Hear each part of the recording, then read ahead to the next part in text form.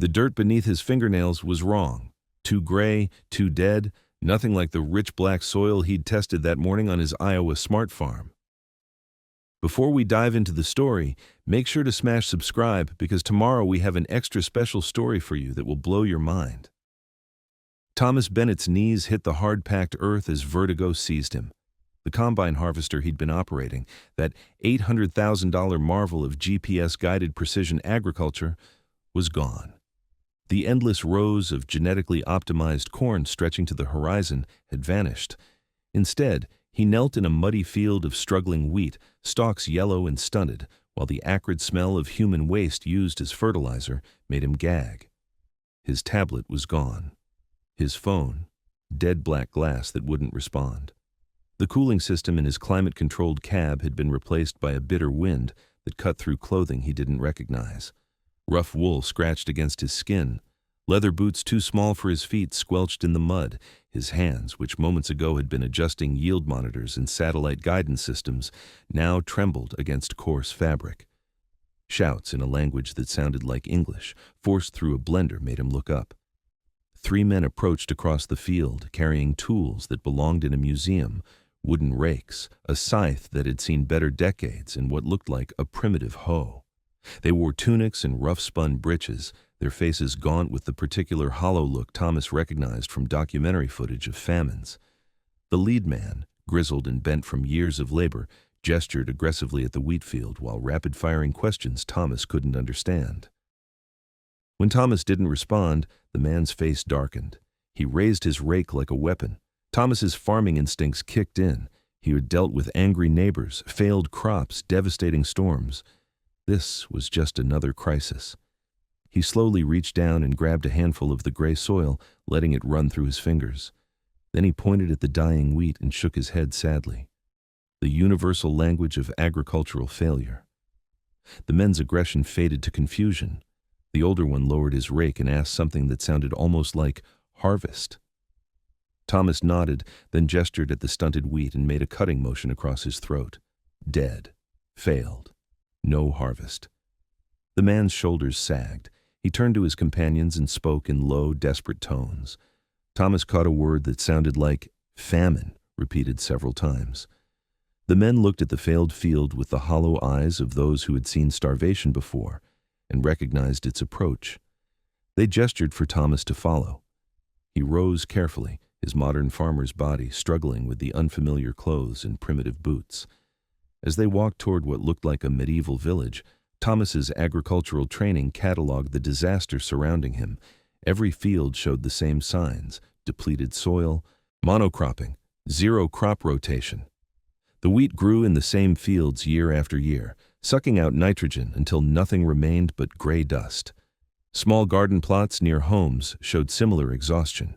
Even the weeds looked malnourished. The village was worse than the fields. Children with distended bellies watched from doorways. Adults moved with the careful conservation of energy that marked chronic malnutrition. A few scraggly chickens pecked at bare ground. No cattle, probably eaten during the last failed harvest. They brought him to a larger building, timber-framed with a thatched roof that leaked in several places.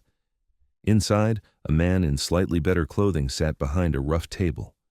The village leader, Thomas guessed, maybe a reeve or bailiff. The interrogation that followed tested every ounce of patience Thomas had developed dealing with USDA inspectors and agricultural extension agents. Through gestures, broken communication, and drawing pictures in the dirt floor with a stick, he managed to convey that he was a farmer from a distant land. When he drew a rough map and pointed vaguely south, saying, España, the leader's eyes narrowed with suspicion. Spanish spy was apparently better than whatever else they'd suspected. At least it explained his strange accent and inability to understand their dialect. They locked him in a storage room that smelled of rotting grain and rat droppings. Thomas sat on moldy straw and tried to process the impossible. He was in the past, medieval England from the looks of it. No technology, no modern agriculture, no way home. But as he sat in that stinking cell, his mind began working through the problem like it was just another challenging season. The soil was depleted, classic nitrogen depletion from continuous grain cropping. In his time, he'd apply synthetic fertilizers, rotate with legumes, maybe plant cover crops. Here they had none of that knowledge. They were farming the same way their great-grandfathers had, mining the soil until nothing remained. But Thomas knew something they didn't. He understood why crops failed and how to fix it. The question was whether they'd listen to an outsider before starvation claimed more lives. Morning came with weak sunlight filtering through cracks in the walls. The leader arrived with 2 guards and a younger man who spoke broken Latin. Through painful translation, Latin to Middle English to gestures, Thomas managed to communicate his offer. Let him help with the fields, and he could improve the harvest. The leader laughed bitterly. Did Thomas think they were fools? They'd tried everything. More manure, earlier planting, prayers to 3 different saints. The soil was cursed, or God was punishing them, or both. Nothing could save the harvest, Thomas insisted. He drew diagrams in the dirt showing how different plants took different things from the soil, how some plants could put back what others took away. The translator struggled with concepts that wouldn't have words for centuries, but something must have gotten through. The leader agreed to give Thomas 1 small field, the worst one, naturally. If he could make anything grow there, they'd listen. The field they gave him was a testament to agricultural malpractice. 20 years of continuous barley had reduced it to hardpan and dust. The few weeds that survived were indicators of severe nitrogen depletion, plants that could barely grow in sidewalk cracks. Thomas started with basic soil improvement. No synthetic fertilizers here, but there were alternatives. He organized work parties to collect ash from hearths, mixing it with what little manure could be spared. He sent children to gather river mud rich in minerals. Most importantly, he identified nitrogen-fixing plants growing wild: vetch, clover, wild peas. The villagers watched with a mixture of curiosity and scorn as Thomas had them dig up these weeds and transplant them to the barren field. He divided the plot into sections, planting the legumes densely in one area while preparing others with his improvised fertilizers. The leader visited daily, shaking his head at the valuable field space wasted on plants that couldn't be eaten. But Thomas wasn't just planting, he was teaching. Using charcoal on flat stones, he drew the cycle of nutrients. He showed how wheat exhausted the soil, how legumes restored it, how alternating between them created sustainable yields. Most dismissed him as mad, but a few younger farmers paid attention, especially when the transplanted clover began to thrive in soil where nothing had grown for years. 6 weeks passed. The clover field exploded with growth, green and lush where everything else struggled. Thomas had the plants tilled under, mixing their nitrogen-rich roots and leaves into the soil.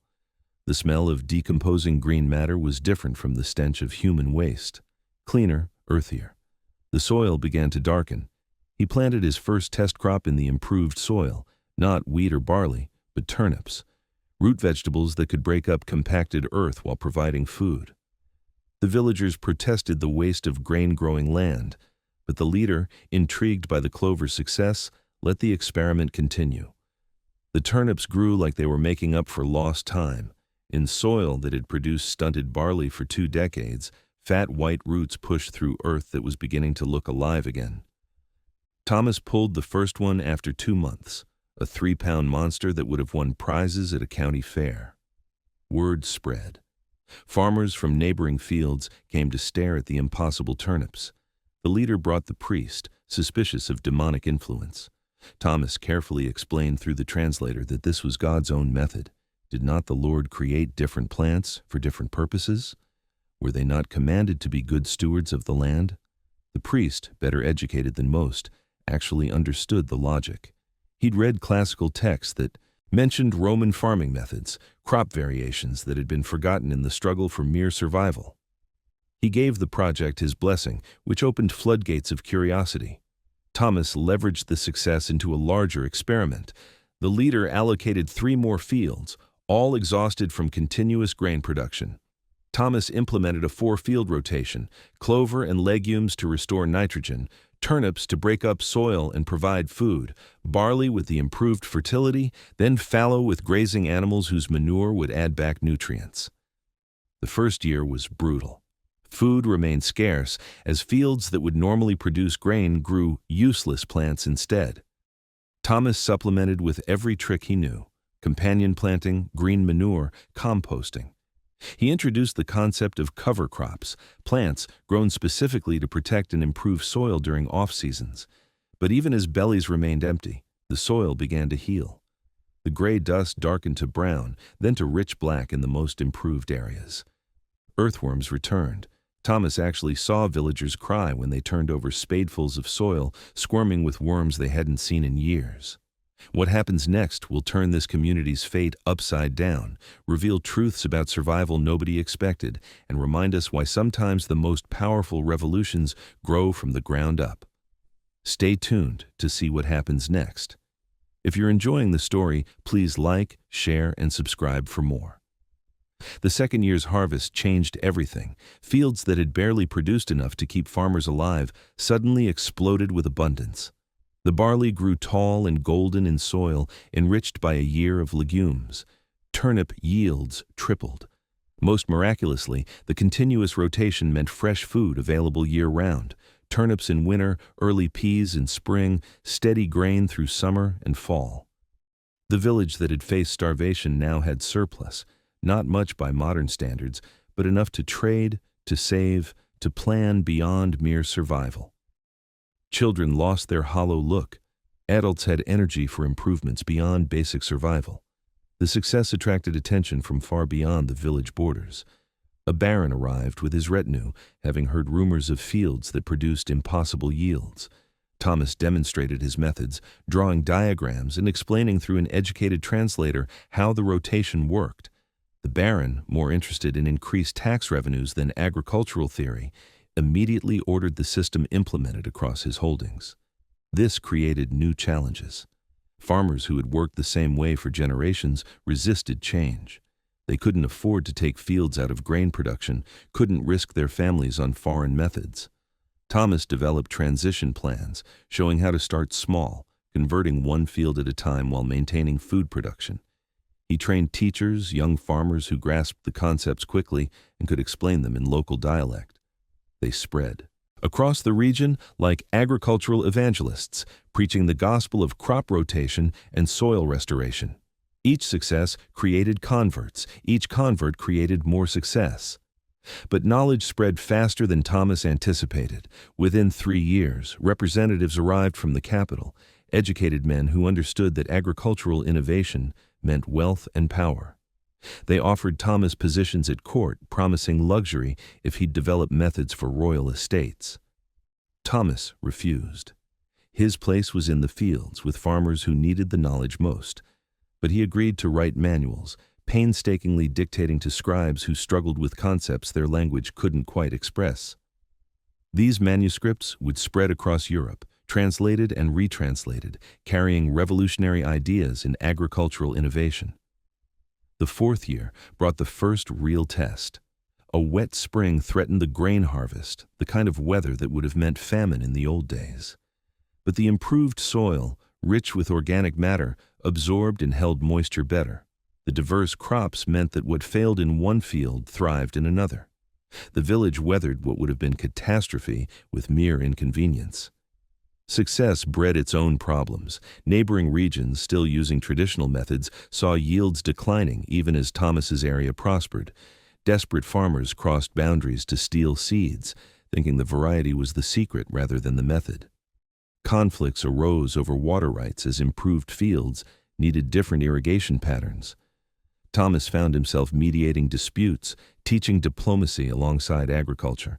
He established demonstration farms in border areas, neutral ground where farmers from different regions could learn together.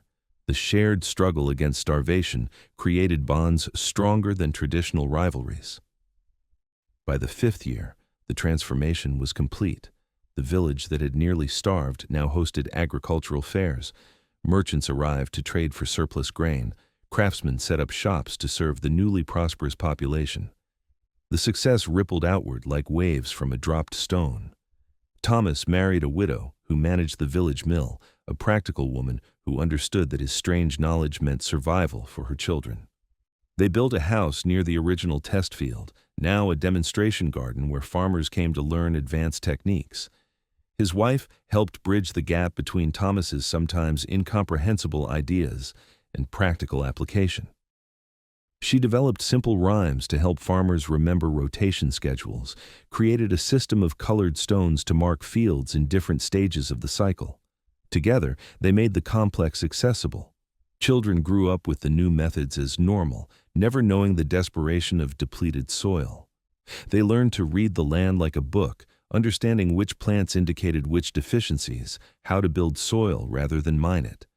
A generation was growing that would never accept the old destructive ways. But Thomas's greatest innovation came during a regional council where lords gathered to discuss the agricultural revolution. He proposed something radical: a seed library. Farmers would contribute their best seeds, creating a reserve against crop failure while selecting for traits suited to local conditions. The concept of selective breeding wasn't entirely foreign. Farmers had always saved seeds from the best plants. But Thomas systematized it, teaching how to isolate varieties, cross-pollinate for specific traits, maintain genetic diversity. Within a decade, local varieties emerged that outproduced anything previously known. The political implications were staggering. Regions that adopted Thomas's methods grew wealthy and powerful. Those that clung to tradition faced exodus as their farmers fled to lands where they could prosper. The balance of power shifted based on agricultural productivity in ways that would reshape medieval Europe. The Church took notice. Some conservative priests denounced the changes as prideful attempts to improve on God's creation, but others, particularly the educated monks who maintained their own farms, embraced the methods enthusiastically. Monasteries became centers of agricultural innovation, their disciplined record-keeping perfect for tracking crop rotation cycles. Thomas worked with monastic scribes to create illustrated manuals. Monks who traveled between monasteries carried the knowledge across linguistic and political boundaries. The combination of spiritual authority and practical success made the agricultural revolution unstoppable. 10 years after his arrival, Thomas stood in the same field where he'd knelt in confusion that first day.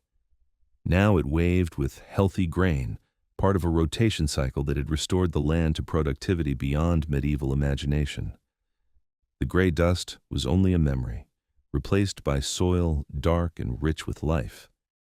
His sons worked beside him, boys who would never know hunger, who took abundant harvests for granted. They spoke casually of nitrogen cycles and crop rotation, while their peers in distant villages still struggled with depleted soil and ancient methods. The transformation went beyond agriculture. Improved nutrition meant healthier populations. Surplus food freed labor for other pursuits. Villages that had barely survived now supported schools, craftsmen, artists. The Renaissance would come earlier to these lands, built on a foundation of fertile soil. Sometimes Thomas wondered about the timeline he'd disrupted. Would earlier agricultural revolution mean earlier industrialization? Would population pressures come sooner? But watching his community prosper, seeing children grow tall and strong on abundant food, he couldn't regret the changes. He established an agricultural college of sorts, teaching advanced techniques to farmers from across Europe. Students arrived speaking dozen languages, united by the universal challenge of feeding their people. They left carrying knowledge that would transform their homelands. The curriculum went beyond simple rotation. Thomas taught integrated farming, using animals to cycle nutrients, managing water resources, building soil biology. Students learned to see farms as ecosystems rather than factories, understanding the connections between soil health and human prosperity. Political authorities initially resisted the democratization of knowledge. Agricultural innovation meant power, and they wanted to control it. But the information spread like wildfire, farmer to farmer, impossible to contain. The feudal system itself began to shift as prosperous farmers gained independence through surplus production. Thomas navigated the political challenges carefully. He positioned agricultural innovation as strengthening traditional structures rather than threatening them. Lords profited from increased production.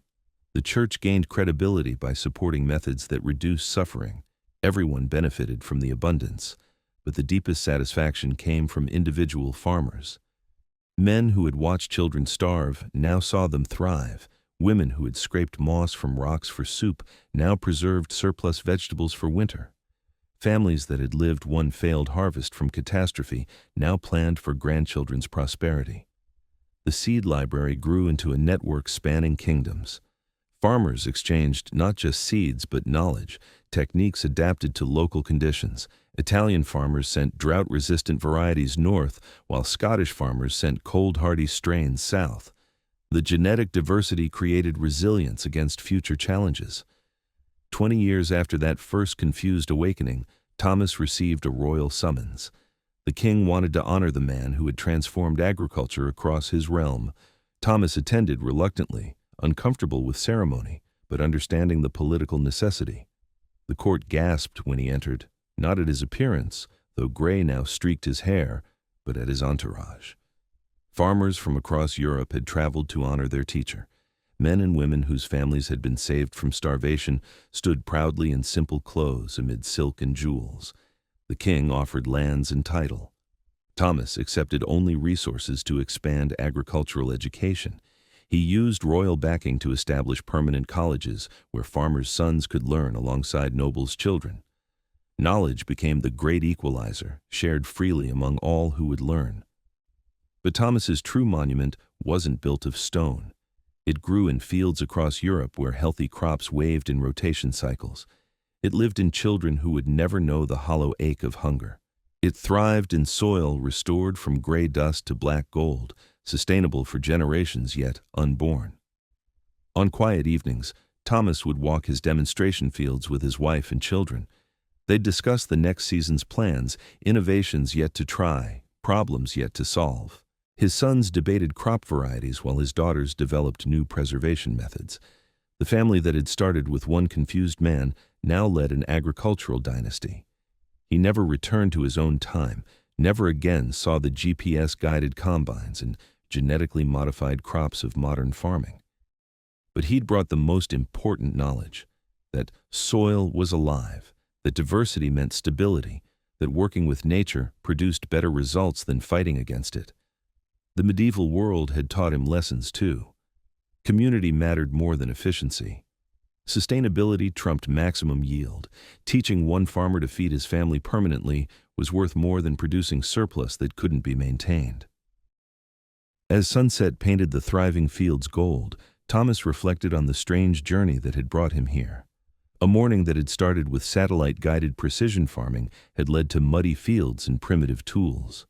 But the principles remained the same: respect the land, understand the cycles, share the knowledge. The future he'd left behind would eventually arrive here too. Chemical fertilizers, mechanization, industrialized agriculture, all would come in time. But perhaps with better foundation knowledge, this timeline would avoid some of his era's mistakes. Perhaps they'd skip the dust bowls and depleted aquifers, the dependence on chemicals and loss of biodiversity. His legacy wasn't just crop rotation. It was the idea that knowledge should be shared, that innovation could come from anyone, that feeding people was the highest calling. In a world of rigid hierarchy, he demonstrated that a farmer's wisdom could transform kingdoms. The children running through the village streets would grow up taking abundance for granted. They'd innovate beyond what Thomas had taught, pushing agriculture in directions he couldn't imagine. But they'd build on solid foundation, healthy soil, sustainable methods, shared knowledge. Tomorrow there would be new challenges: climate variations, pest adaptations, political conflicts. Farming never got easier, only different. But tonight, with granaries full and fields thriving, with his family gathered around the dinner table laden with food they had grown, Thomas felt the deep satisfaction of purpose fulfilled. He'd been ripped from his own time and thrown into an era of ignorance and starvation. But instead of despairing, he'd taught and transformed. One field at a time, one farmer at a time, one saved life at a time. He'd changed the course of history. The modern farmer had awakened in the past and found his true calling, not just growing food, but growing hope. In the end, that was the greatest harvest of all, a world where knowledge conquered hunger and wisdom trumped tradition. The seeds he'd planted would grow for centuries, feeding bodies and minds alike. Thanks for watching this incredible story of agricultural revolution. If you enjoyed seeing how one man's knowledge transformed an entire civilization, make sure to like and subscribe. Click on the story on your screen now for another amazing tale of time-traveling innovation.